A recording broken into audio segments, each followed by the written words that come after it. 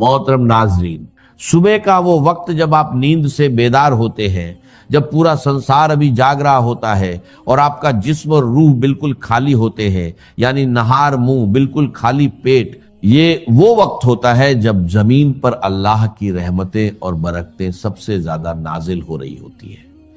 इस मुबारक और कीमती वक्त में जो शख्स भी कुरान मजीद की ये दो अजीमुशान सूरतें पानी के एक गिलास पर पढ़कर दिल के पूरे यकीन के साथ दम करके वो पानी पी लेता है ना, तो अल्लाह रब्बुल इज्जत के हुक्म से और उसके पाक कलाम की बरकत से जो इस इंसान को दिन का पहला पेशाब आता है, उसके जरिए उसके जिस्म के अंदर छुपी हुई तमाम बीमारियों का, तमाम जहरीले मादों का और हर किस्म के दायमी मर्ज का खुरूज शुरू हो जाता है। ये कोई मामूली बात नहीं है, ये अल्लाह के कलाम का वो मोजज़ा है जिसने सदियों से मायूस लोगों को नई जिंदगी अता की है। सिर्फ 3 दिन, जी हां सिर्फ 3 दिन, आप दुनिया के बड़े से बड़े मरीज को जो बरसों से दायमी मर्जस के अंदर मुब्तला है, जिसका जिस्म बीमारियों का घर बन चुका है और जिसको दुनिया के किसी अस्पताल और किसी हकीम से शिफा नहीं हो रही, आप ये मोजज़ाती पानी उसे पिलाकर देखें। अल्लाह के कलाम में अल्लाह ने वो शिफा रखी है जो इंसान की अक्ल को दंग कर देती है। जो बंदा हर जगह से मायूस हो जाता है, जो दुनिया के महंगे तरीन डॉक्टरों से इलाज करवा करवा के थक चुका है, जिसकी जेब खाली हो चुकी है और उम्मीदें दम तोड़ चुकी हैं और डॉक्टरों ने यहां तक जवाब दे दिया है कि अब इस मरीज की सिर्फ खिदमत करें, अब दुनिया की कोई दवा इस पर असर नहीं करेगी और इसका कोई इलाज मुमकिन नहीं है।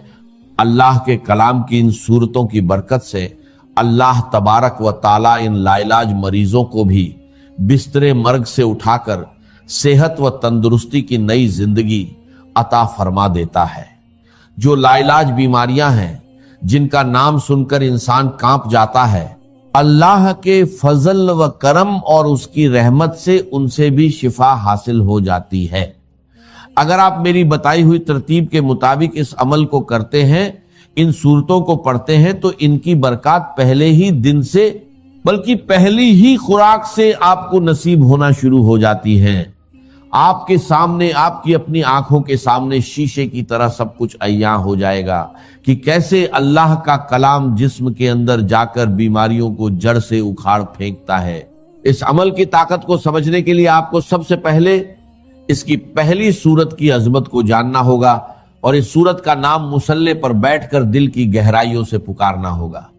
कुरान मजीद की वो सबसे पहली सूरत, जिसे उम्मुल कुरान भी कहा जाता है, वो मुबारक सूरत सूरह अल फातिहा है। जी हां, सूरह अल फातिहा ही कुरान मजीद की वो सबसे पहली जलीलुल कद्र और अजीम शान सूरत है, जिसके बारे में कायनात का हर मुसलमान जानता है और हर नमाज की हर रकात में इसे पढ़ता है। ये इतनी कमाल की सूरत है कि सहाबा कराम, ताबीन और बड़े बड़े अल्लाह वालों ने, औलिया अल्लाह ने अपनी जिंदगियों के तजुर्बात से बताया है कि जब भी कोई सख्त मुश्किल आती थी या कोई ऐसा मरीज सामने आता था जिसका बचना मुहाल होता था, तो वो इस सूरह अल फातिहा को पढ़कर पानी पर या इस मरीज पर दम करते थे और अल्लाह रब्बुल इज्जत उसी वक्त शिफा अता फरमा देता था।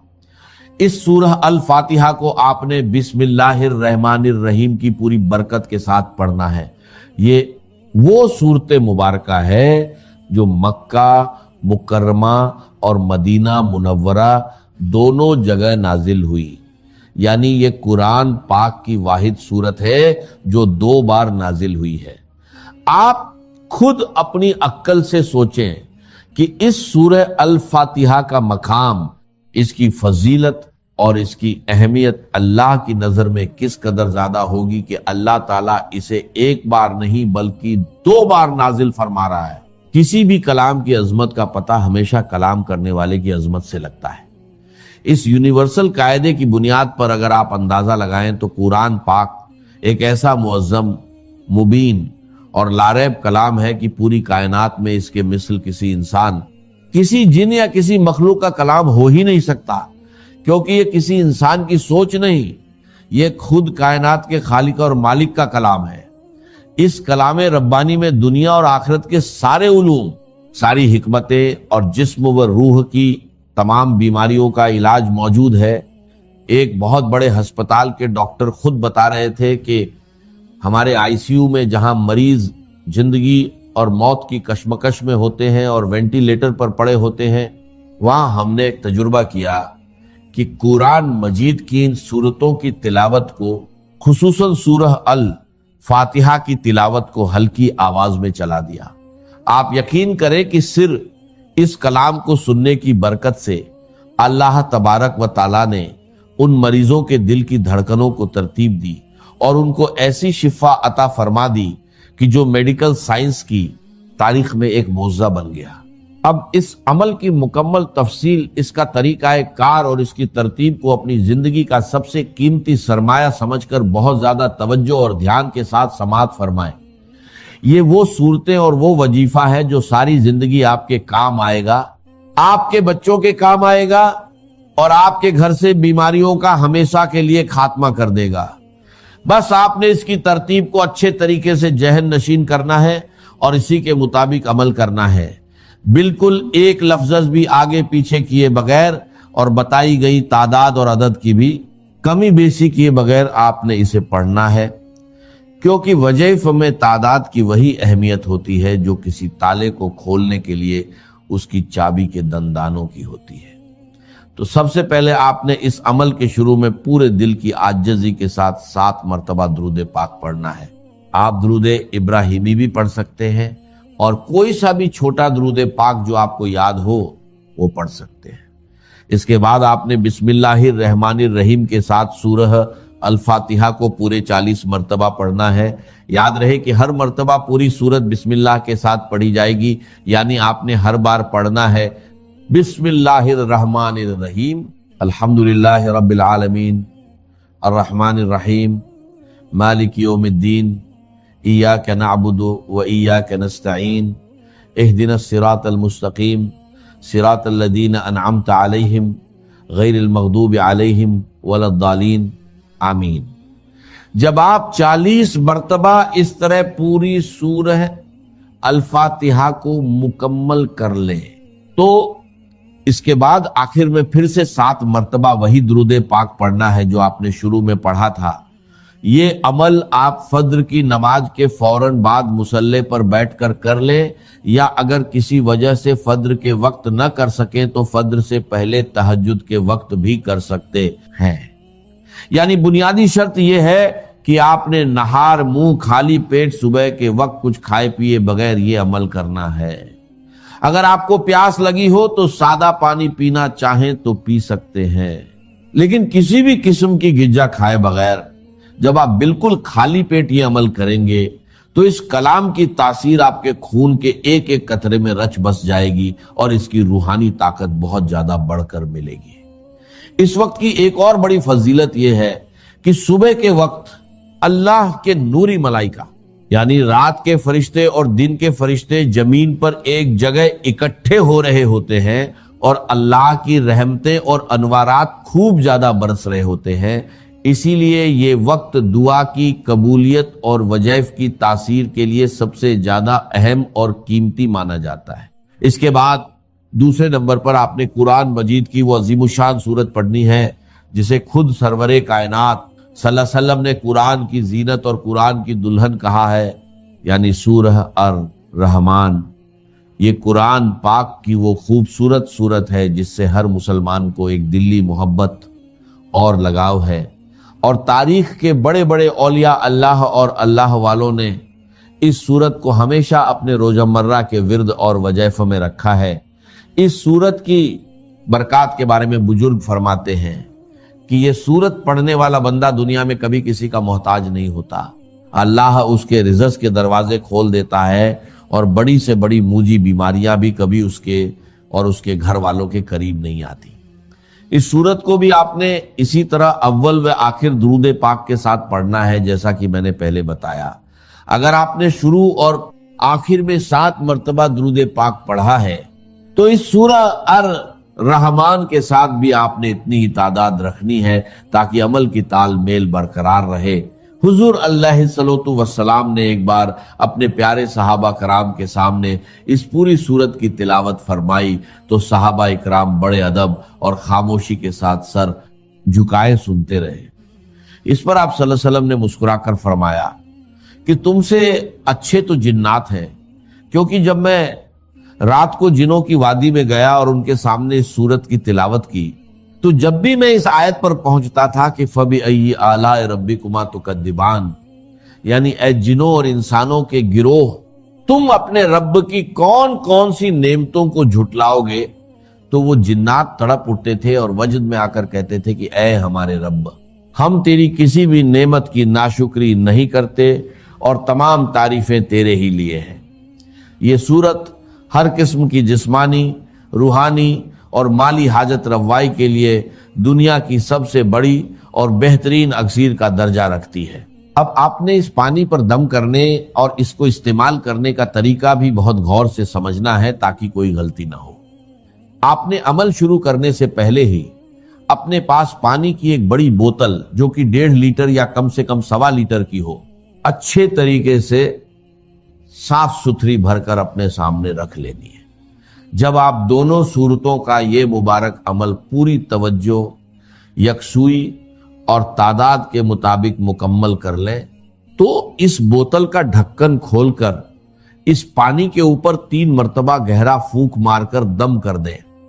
इस दम किए हुए मोजज़ाती पानी को आपने दिन में 3 टाइम लाजमी इस्तेमाल करना है और अगर घर में कोई दूसरा मरीज है तो उसे पिलाना है।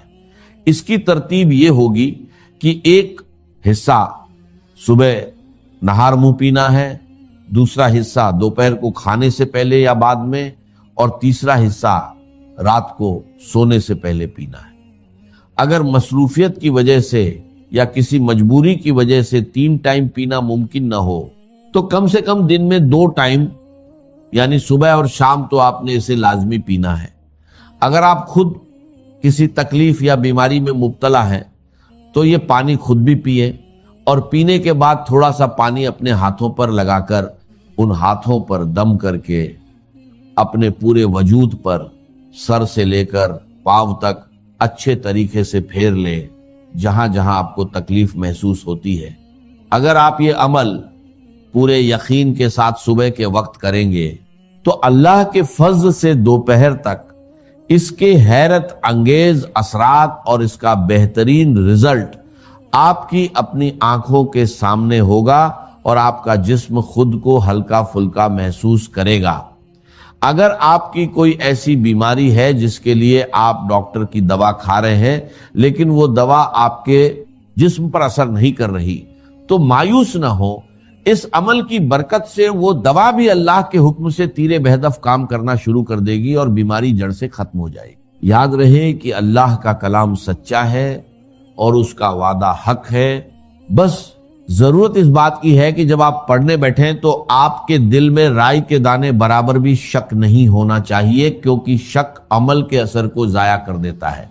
पूरे तवक्कुल और यकीन के साथ जब आप इस पानी को अपना मामूल बना लेंगे तो आप खुद देखेंगे कि कैसे आपके दिन बदलते हैं, कैसे आपके घर से बीमारियां, परेशानियां और नाचाकियां दूर होती हैं और अल्लाह की रहमत का साया आपके पूरे खानदान पर कायम हो जाता है। जब अल्लाह के दीन को कायम करने की जिद्दोजहद उस मरहले पर आ जाए कि अब बातिल के साथ टकराव है और अब चाहिए कि सारी कुव्वत एक मरकज पर जमा हो जाए, हिजरत फर्ज कर दी गई।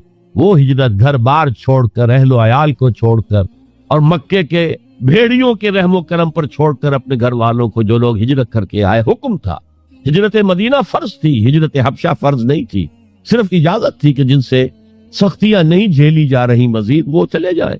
तो हिजरत का ये इब्तदाई नुक्ता, इंतहा ये जिहाद, अल मुजाहिद मन जहाद नफ्सहू, जिहाद तो यहाँ से शुरू हो गया, अपने नफ्स के खिलाफ जिहाद करना। सुबह नफ्स ने कहा अभी सो जाओ, आपने नफ्स की बात को रद्द किया, अपना कंबल उठा के फेंका, उठे, वुजू किया, नमाज के लिए आप मस्जिद चल दिए, आपने जिहाद किया नफ्स के खिलाफ।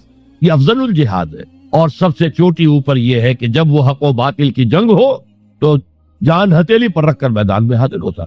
इसी तरह ये जो शिर्क फिल इताअत है, मैंने आपको उसकी इब्तिदा भी बता दी इनफिरादी सतह। अफरायत मन इत्तखज़ इलाहहु हवाहु अफअंत तकूनु अलैहि वकीला, کیا تم نے غور کیا اس شخص کی حالت پر جس نے اپنی خواہش نفس کو اپنا معبود بنا لیا، الہ بنا لیا، کہہ رہا ہے لا الہ الا اللہ، لا الہ الا اللہ، لیکن الہ تو اس کا نفس ہے۔ اب اس کو انتہا پر لے جائیے۔ عہد حاضر کا سب سے بڑا شرک، سب سے بڑا شرک، سب سے بڑا شرک عوامی حاکمیت کا تصور ہے۔ حاکم اللہ کے سوا کوئی نہیں، ان الحکم الا للہ۔ ظاہر بات ہے فرعون نے اگر دعویٰ کیا تھا میں تمہارا خدا ہوں، انا ربکم الاعلی، تو کیا اس کا مطلب یہ تھا کائنات میں نے پیدا کی ہے، تمہیں میں نے پیدا کیا؟ ذرا سوچئے، کیا وہ بزرگ موجود نہیں ہوں گے جنہوں نے اسے دیکھا ہو کہ آج اس کی ولادت ہوئی تھی، کل اس کی کوئی اور سیری بنی ہوئی تھی؟ یہ کیسے دعویٰ کیا تھا؟ میرا حکم چلے گا، میں نہیں جانتا، الیس لی ملک مصر، مصر کی حکومت میری ہے کہ نہیں؟ یہ دعویٰ تھا، یہ خدائی کا دعویٰ۔ کسی زمانے میں وہ فرد ہوتے تھے، نمرود ہوتے تھے، نماردہ، فراعنہ۔ جمال عبد الناصر نے نعرہ لگایا تھا نحن ابناء الفراعنہ، بڑے فخر کے ساتھ ہم فرعونوں کی اولاد۔ اور صدام نے لگایا تھا نعرہ نحن ابناء النماردہ، ہم نمرودوں کی اولاد۔ عراق کے بادشاہوں کا لقب نمرود تھا اور مصر کے بادشاہ فراعنہ تھے، فرعون تھے۔ زمانے کا جب ارتقاء ہوا ہے اور اس میں فیصلہ کن کام جو ہے وہ حضور نے صلی اللہ علیہ وسلم، جب حضور کی حیات طیبہ کے بعد خلافت انفرادی سے اجتماعی ہو گئی۔ جب تک نبوت جاری تھی نبی ہی خلیفہ ہوتا تھا، اللہ اس کی ہاٹ لائن اللہ کے ساتھ وحی کی لگی ہوئی ہے، ادھر سے حکم آتا ہے وہ امپلیمنٹ کرتا ہے، جہاں اس کا حکم نہیں ہے وہ اپنا بیسٹ ججمنٹ استعمال کر کے فیصلہ کرتا ہے۔ یہی ہے وائس جیرنسی، یہی ہے خلافت، ایسنس آف خلافت یہی ہے۔ جیسے وائس رائے دلی میں ہوتا تھا، ہمارا بادشاہ یا ملکہ تو انگلستان میں ہوتے تھے۔ اب جو ہز میجسٹیز گورنمنٹ یا ہر میجسٹیز گورنمنٹ سے حکم آیا، وائس رائے اس میں کوئی تغیر و تبدل نہیں کر سکتا، he has to implement it as such. جہاں کوئی حکم نہیں ہے تو وہ مقام پر بیٹھا ہے، آن دی اسپاٹ ہے، حالات کو دیکھے اور جو مملکت اور کنگڈم کی مصلحت میں سب سے بہتر نظر آئے وہ فیصلہ کر لے۔ لیکن حضور پر نبوت ختم تو خلافت کلیکٹیو ہو گئی، خلافت المسلمین۔ اگرچہ شروع میں امیر المومنین کہا جاتا تھا، کچھ عرصے کے بعد خلیفت المسلمین یہ اصطلاح جو ہے وہ عام۔ اسی طرح انفرادی ملوکیت کی بجائے اجتماعی ملوکیت کا تصور جو ہے شیطان نے پٹی پڑھائی۔ ابلیس کی مجلس شورا جو اقبال کی بڑی ہی یوں سمجھیے کہ اہم ترین نظموں میں سے، امت مسلمہ کے نام پیغام پر مشتمل وہ نظم جو ہے، اور وہ ان کے آخری ایام کی ہے اور وہ ان کی زندگی میں چھپی بھی نہیں تھی، ارمغان حجاز ان کے انتقال کے بعد چھپی ہے، جس میں آخری جو کلام تھا فارسی اور اردو دونوں کا جمع کر دیا گیا، ورنہ اس سے پہلے فارسی علیحدہ چھپتی تھی کتابیں، اردو کی علیحدہ، لیکن اب اتنا کم تھا کہ ان کے لیے علیحدہ کتابیں شائع کرنا مناسب نہ سمجھا گیا۔ ابلیس نے مجلس شورا بلائی، ایک مجلس شورا کے جو رکن نے کہا کہ دیکھو جمہوریت کا دور آ گیا ہے، اب ہماری ابلیسیت کو تو بڑا خطرہ ہے، ابلیسی نظام تو ختم ہو جائے گا، جمہوریت توڑ دی بندوں نے آقاؤں کے خیموں کی تناب، یہ تو عوام نے جو ہے اپنے آقا بیرنز اور لارڈز اور بادشاہوں کے خیموں کی تنابیں توڑ دی، گرا دیے خیمے، یہ تو انقلاب آ رہا ہے، میرے آقا وہ جہاں زیر و زبر ہونے کو ہے، جس جہاں کا ہے فقط تیری سیاست پر مدار۔ ابلیس کیا کہتا ہے بڑے ٹھنڈے انداز میں، ہم نے خود شاہی کو پہنایا ہے جمہوری لباس، جب ذرا آدم ہوا ہے خود شناس و خود نگر۔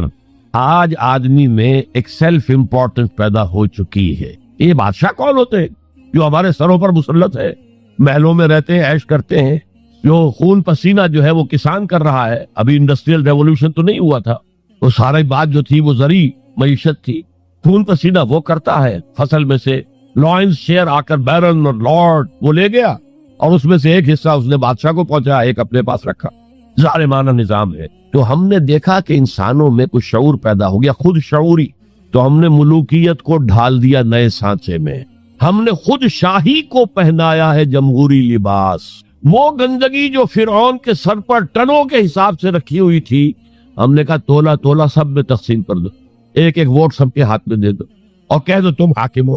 ہم نے خود شاہی کو پہنایا ہے جمہوری لباس، جب ذرا آدم ہوا ہے خود شناس و خود نگر۔ تو نے کیا دیکھا نہیں مغرب کا جمہوری نظام، چہرہ روشن اندروں چنگیز سے تاریک تر، it is the dictatorship of the capitalist, جسے جمہوریت کا نام دیا جا رہا ہے، کھیل ہے، تماشا ہے۔ تو آج کی دنیا کا سب سے بڑا شرک، اسے کوئی جانتا ہی نہیں، وہ شرک فی العقیدہ ان کو معلوم ہے، اور اس کے اوپر فتوے بھی وہ لگا دیں گے۔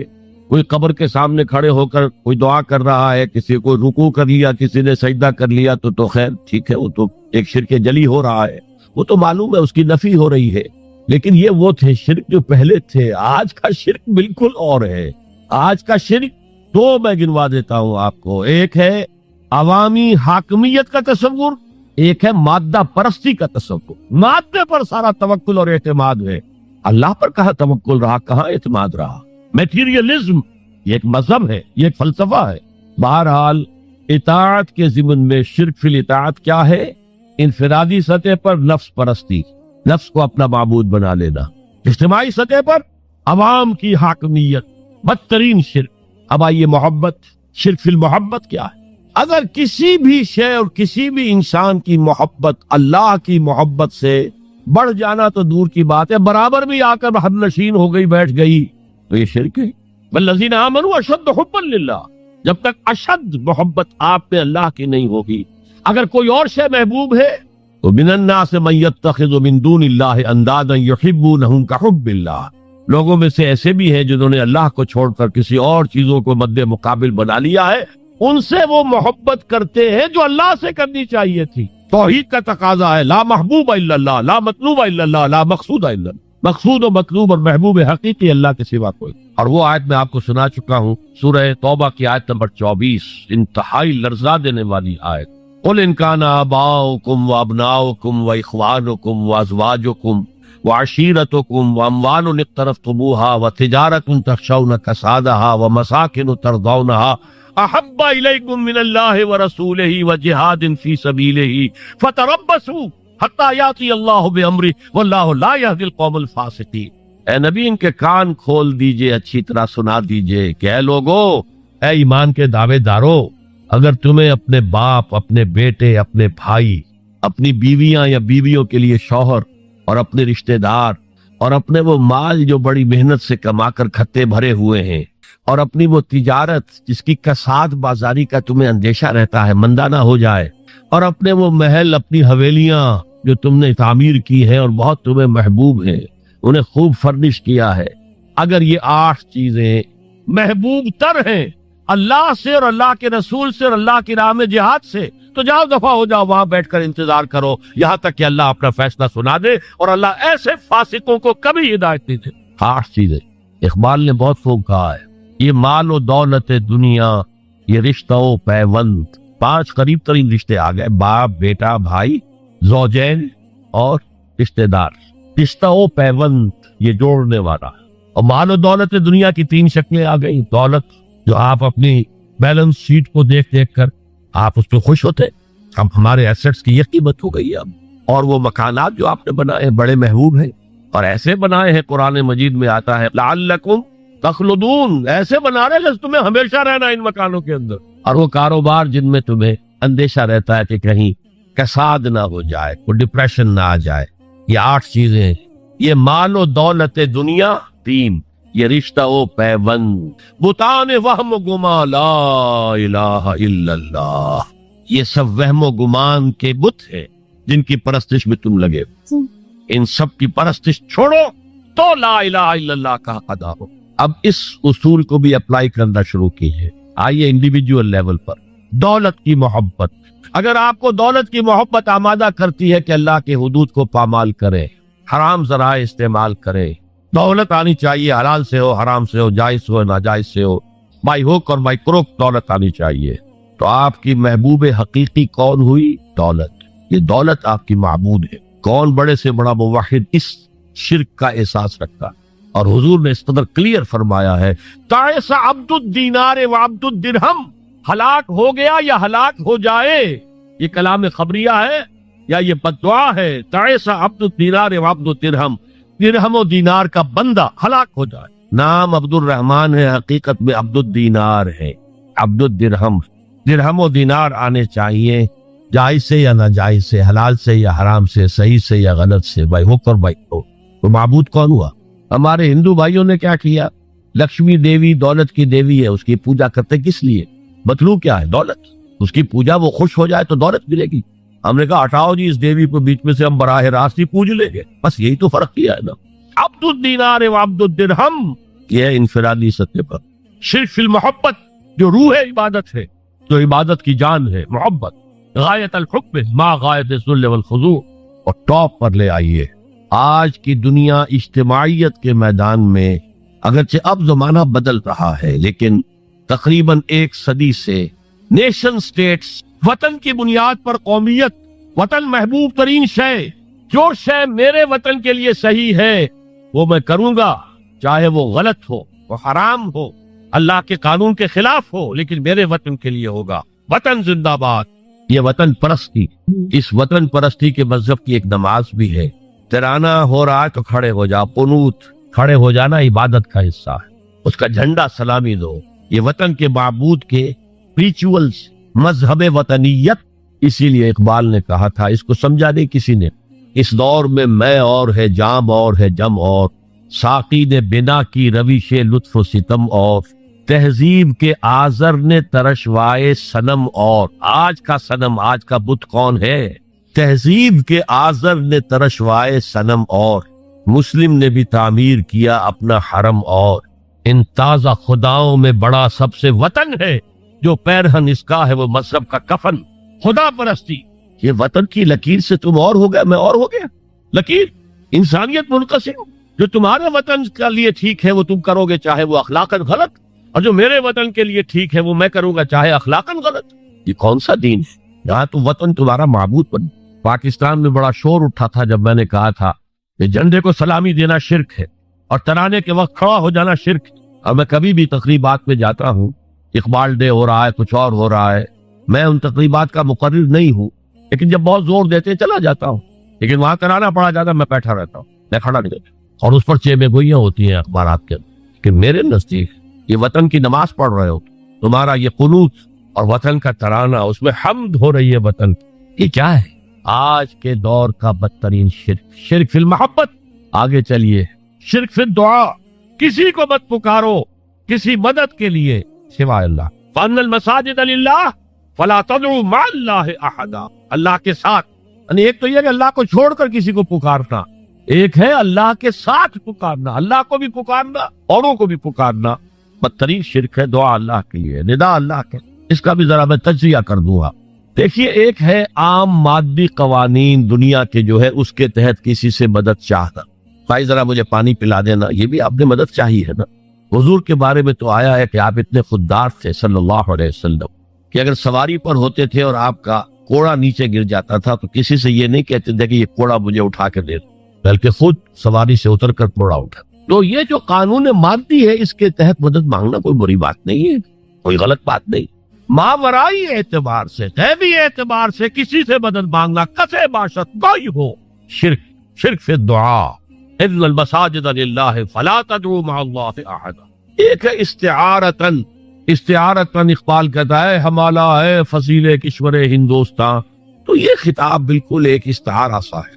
اسی معنی میں مولانا حالی نے اپنی مسدس کے اختتام پر جو مناجات لکھی ہے، خاصہ خاصان رسول وقت دعا ہے، امت میں تیری آ کے عجب وقت پڑا ہے، وہ دی جو بڑی شان سے نکلا تھا وطن سے، پردیس میں وہ آج غریب الغربا ہے۔ تو اس معنی میں اس لفظ استعمال ہو جائے تو اس پر بہت زیادہ الرجک بھی نہیں ہونا چاہیے، لیکن غیبی طور پر کسی کے بارے میں یہ عقیدہ رکھ کر کہ وہ میری مشکل کشائی کر سکتا ہے، حاجت روائی کر سکتا ہے، میری مدد کر سکتا ہے، یہ شرک ہے، اور اس کے شرک ہونے میں کوئی شک۔ ان المساجد للہ فلا تدعوا مع اللہ احد۔ اب دیکھیے، ہمارے یہ فرشتے یہاں بیٹھے ہیں نا، ہم کہہ سکتے ہیں ذرا بھائی میرا یہ کام کر دینا؟ نہیں کہہ سکتے۔ جبرائیل کو پکار سکتے ہیں، جبرائیل ذرا میرا یہ کام کر دینا؟ نہیں، وہ عالم غیب کی شے ہے۔ کسی ولی اللہ کی روح کو پکار کر کہنا کہ میری یہ مشکل دور کر دے؟ نہیں، اللہ سے کہے، اللہ کو پکارے، اللہ جس کے ذریعے سے چاہے آپ کی ضرورت پوری کر دے۔ اس ضمن میں کہوں گا کہ شاہ ولی اللہ دہلوی نے ایک بات کہی ہے، اگرچہ مجھے اس کی کوئی دلیل اپنے طور پر انڈیپینڈنٹلی کتاب و سنت میں نہیں ملی ہے، لیکن شاہ صاحب کا ایک مقام مرتبہ ہے جو میری نگاہ میں بہت بلند ہے۔ میرے نزدیک دو عظیم شخصیتیں عالم اسلام کی، امام ابن تیمیہ اور امام غزالی کو جمع کریں تو شاہ ولی اللہ بنتے ہیں، اتنی عظیم شخصیت۔ انہوں نے یہ لکھا ہے کہ جو اللہ کے برگزیدہ بندے ہوتے ہیں، اولیاء اللہ تعالیٰ ان کی ارواح کو ان کے فوت ہونے کے بعد ملائکہ کے طبقہ اسفل میں شامل کر دیتے ہیں، اور وہ بھی جس طرح وہ ملائکہ اللہ کے احکام کی زمین میں تنفیذ کر رہے ہیں، وہ بھی اسی کام میں لگ جاتا. میں نے عرض کیا کہ میرے پاس انڈیپینڈنٹلی کوئی دلیل نہیں ہے اس کے حق میں، لیکن شاہ صاحب کا فرمانا خود میرے لیے ایک درجے میں دلیل ہے. لیکن یہاں ایک تو یہ نوٹ کرنے کا، ملائکہ کا طبقہ اسفل، ملائکہ کا سب سے نچلا طبقہ، اور اللہ کے حکم کی تنفیذ کرتے تو فرشتے کر رہے ہیں، وہ بھی ہو. ہمیں سے کیا غرض ہے؟ ہم نہ فرشتے کو پکار سکتے ہیں اور نہ کسی ولی اللہ کو پکارو اللہ کو. قال ربکم ادعونی استجب لکم ان الذین یستکبرون عن عبادتی سیدخلون جہنم داخرین. تمہارا رب کہتا ہے مجھے پکارو، مجھ سے مانگو، میں تمہیں دوں گا، تمہاری دعا سنوں گا، قبول کروں گا. اور جو بربرائے تکبر مجھ سے نہیں مانگتے وہ جہنم میں داخل ہوں گے، ذلیل و خوار ہو. حضور نے ایک بات مجھے متن یاد نہیں ہے، بہت پیاری فرمائی. دیکھو انسانوں سے تم مانگتے ہو کچھ تو ایک دفعہ تو اس کے ماتھے پر تیوری پر بل پڑ ہی جاتا ہے، یہ کیوں میرے سامنے ہاتھ سوال کیا، کیوں مجھے اس سے مانگتا ہے. چلیے بعد میں کچھ وہ دے ہی دے، کہ تاگوار گزرتا ہے. ارے اس سے مانگو جو کہتا ہے کہ مجھ سے مانگو اور میں دوں گا، اور نہ مانگنے پہ ناراض ہے، اس سے نہیں مانگتے. رات کے آخری ساعتوں میں، یا جسے آپ کہتے ہیں the small hours of the morning، حدیث میں آتا اللہ نزول اجلال فرماتے، جس کو ہم نہیں جانتے کیسے نزول ہوتا ہے. ذات باری تعالیٰ، اس کے متعلقات کے بارے میں جو بات آ گئی قرآن میں حدیث میں وہ ہم مانتے ہیں. کیسا یہ ہم نہیں جانتے، اس کا ہاتھ ہے کیسا ہے ہم نہیں جانتے، اس کا چہرہ ہے کیسا ہے ہم نہیں جانتے، اس کی ساق ہے، اس کی پنڈلی ہے کیسی ہم نہیں جانتے، وہ سنتا ہے کیسے سنتا ہے ہم نہیں جانتے، کیا اس کے کان ہے، کیا اسے بھی ساؤنڈ ویوز کی ضرورت ہے سننے کے لیے، وہ دیکھتا ہے کیسے دیکھتا ہے ہم نہیں جانتے، وہ اترتا ہے کیسے اترتا ہے ہم نہیں جانتے. جو قرآن میں آ گیا حدیث میں آ گیا مان لیجئے بس. باقی یہ متشابہات میں سے ہے، اس کی کھود پرید میں پڑو گے تو فتنے میں مبتلا ہو جاؤ. ابتغاء الفتنۃ وابتغاء تاویلہ. لہذا حدیث میں آتا ہے کہ رات کے آخری ساعتوں میں اللہ سمائے دنیا تک نزول فرماتے اور پھر ندا لگتی ہے حل من سائل فاعطیہ، ہے کوئی سوال کرنے والا مانگنے والا کہ میں اسے دوں. حل من مستغفر فاغفر لہ، ہے کوئی گناہوں کی معافی چاہنے والا کہ میں اسے معاف کر دوں. ہم انٹا غفیل سو رہے، ہم تو مائل بکرم ہے، کوئی سائل ہی نہیں. راہ دکھلائے کسے؟ رہنم منزل ہی نہیں. راہ کسے دکھا؟ اللہ کے راستے پر چلنے کا فیصلہ کرو، اللہ کی راہ میں جہاد کا فیصلہ کرو، پھر اللہ راستہ کھولے گا. والذین جاہدوا فینا لنہدینہم سبلنا. وہ لوگ کہ جو ہمارے راستے میں جہاد کرے، محنت کرے، مشقتیں کرے، ہم لازماً ان پر اپنے راستے کھولتے چلے جائیں. اور دعا شرک فی الدعا، مانگو صرف اللہ. وہ چاہے کسی فرشتے کے ذریعے، چاہے کسی فوت شدہ ولی اللہ کی روح کے ذریعے سے، چاہے کسی کو بھی نہیں، براہ راست اپنے حکم سے. اس کی تو قدرت ہے، جو چاہے کرے. کن فیکون، وہ جیسے بھی ہو وہ آپ کی ضرورت پوری کرے گا. وہی ہے جو کہ مشکلات کو حل کرنے والا ہے، وہی ہے کہ رزق دینے والا ہے، وہی ہے جو مرض سے شفا دینے والا ہے. پکارو اسی کو، مانگو اسی سے. اب آئیے کچھ مراسم عبودیت ہوتے ہیں. مراسم رسم کہتے ہیں کسی چیز کی ظاہری شکل. رہ گئی رسم ازاں روح بلالی نہ رہی، فلسفہ رہ گیا تلقین غزالی نہ رہی. یہ قرآن کا بھی ہم اسے رسم الخط کہتے ہیں، رسم الخط. اور یہ حضرت عثمان کے زمانے میں فائنل ہوا ہے کہ یہ اس طریقے سے لکھا جائے. تو عبدیت کے اظہار کے لیے کچھ رسومات ہیں، جس میں سے ایک پر گفتگو ہو چکی ہے، قنوت والقانتین والقانتات. یہ جو ہے اللہ کے حضور میں چاہے ہاتھ باندھے چاہے ہاتھ کھلے، لیکن ذرا جھک کر گردن میں خم کر کے کھڑے ہونا. یہ نماز کے اندر جو قنوت ہے، یہ قنوت ہے، یہ بھی اپنی عاجزی کا اظہار ہے، عجز اور تذلل. وہ جو ابن قیم کی میں نے ڈیفینیشن آپ کو بتائی، العبادت تجمع اصلین غایت الحب وغایت الذل والخضوع. حد درجے میں اللہ کے سامنے پچھ جانا، جھک جانا، گر جانا، رکوع سجدہ اللہ کے سوا کسی. اور اس معاملے میں دین محمدی جو اپنی تکمیل کو پہنچ گیا، الیوم اکملت لکم دینکم واتممت علیکم نعمتی ورضیت لکم الاسلام دینا. حضور کی بعثت سے قبل سجدہ تعظیمی جائز، کسی شخص کی تعظیم کے لیے، اس کی عزت کے لیے اس کے سامنے سجدہ جائز. حضرت یوسف کے سامنے ان کے والدین اور 11 بھائی سجدے میں گرتے. بچپن میں خواب دیکھا تھا اور 40-50 سال بعد اس کی تعبیر بالفعل ایک اس واقعے کے طور پر سامنے آ گئی. سجدہ کرنا، جھکنا، سجدہ کرنا، یہ جائز تھا سجدہ تعظیم. حضور پر شریعت مکمل، توحید مکمل، اب ہر نوع کا سجدہ حرام مطلق ہے سوائے اللہ کے کسی کو۔ ہمارے مسلمانوں نے بھی اپنے دور ملوکیت میں سجدہ تعظیمی شروع کرا، عدالت کے اندر بادشاہ کے دربار میں جا رہے تو سجدہ سر جھکا کر رکوع کی حالت میں، یا آپ کے پڑوس میں جو حیدرآباد کی ریاست تھی سلام کیسے کرتے تھے، کتنے جھکتے تھے، اور پھر وہ اٹھ کر وہ سلام ہو رہے، یہ مشرکانہ فعل ہے۔ مغلیہ دربار میں بھی تھا، شیخ احمد سرہندی رحمت اللہ علیہ نے کہا غلط ہے، حرام ہے، جائز نہیں۔ دربار میں شکایت پہنچ گئی، آخر مخبری کرنے والے بھی تھے، حاسد بھی تھے، وَمِن شَرِّ حَاسِدٍ إِذَا حَسَدَ، طلبی ہو گئی، بلایا گیا دربار میں حاضری، اور ایسا اہتمام کیا گیا کہ جب حضرت مجدد آگے آئے بادشاہ تک جانے کے لیے تو درمیان میں ایک دیوار سے حائل کر کے اس میں کھڑکی کھول دی کہ اس میں سے جھک کر گزریں گے نا تو رکوع کسی درجے میں تو ہو جائے گا۔ رکوع بھی سجدے ہی کی ایک شکل ہے، سجدے کا ہاف کہہ لیجئے، لیکن یہ کہ جب آیات سجدہ آتی ہے قرآن مجید میں تو عام نمازوں میں دیکھتا ہوں کہ وہ آیات سجدہ والی آیات پڑھی دی جاتی، حالانکہ ان کی ایک خاص کیفیت ہے، تراویح میں تو پڑھی جاتی ہے لیکن پہلے بتا دیتے ہیں کہ یہ دوسری رکعت میں یا پہلی رکعت میں سجدہ آ رہا ہے تو لوگ تیار ہوتے ہیں۔ رکوع بھی اگر فوراً ہو جائے آیت سجدہ کے بعد تو اس سے بھی اس سجدے کا حق ادا ہو جاتا۔ بہرحال حضرت شیخ مجدد رحمت اللہ علیہ دربار میں آئے تو اس کھڑکی میں سے پہلے پاؤں گزارے، پھر اپنا سر نکالا، پھر جیل میں ڈال دیے گئے، کوئی پرواہ نہیں۔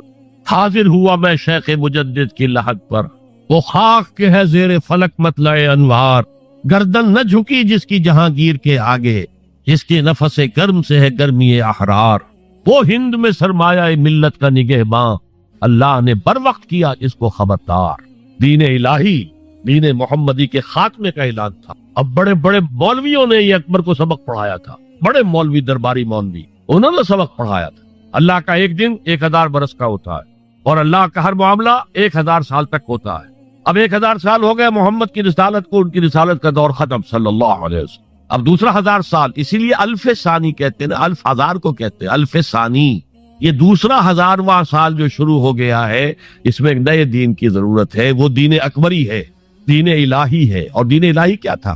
یہ ایک بہت بڑی سیاسی تدبیر تھی، اصل میں بہت بڑی سیاسی تدبیر، اور اس کا ظہور بعد میں بھی ہوا ہے ہندوستان کی سرزمین میں۔ وہ یہ کہ ہندوستان کی ترقی میں جو چیز سب سے بڑی رکاوٹ ہے وہ مذہبی اختلافات ہیں، لہذا ایسا کرو سارے مذاہب جو ہیں اسے ہاون دستے میں ڈالو، کوٹ کوٹ کے چورا چورا کر کے بناؤ صفوف، اور یہ مذہب سب کا ہو جائے تو مذہبی اختلافات ختم ہو جائے۔ دوسری بات ان کی سمجھ میں یہ آ گئی کہ اصل میں اختلاف رسالت اور شریعت کی بنیاد پر ہوتے ہیں، لہذا دین الہی بس خدا کو مانو، بس رسالت وغیرہ کو چھوڑو۔ خدا تو سب کا رب ہے، اسے آپ پرماتما کہہ لے، مہادیو کہہ لے، جو چاہے کہہ لے، اللہ کہہ لے، رام کہہ لے، قل ادعوا اللہ الرحمن ایما تدعوا فلہ الاسماء الحسنی۔ قرآن کہتا ہے تم اللہ کہہ کر پکار لو یا رحمان کہہ کر پکار لو، جس کو بھی تم پکار رہے ہو یہ جان لو کہ تمام اچھے نام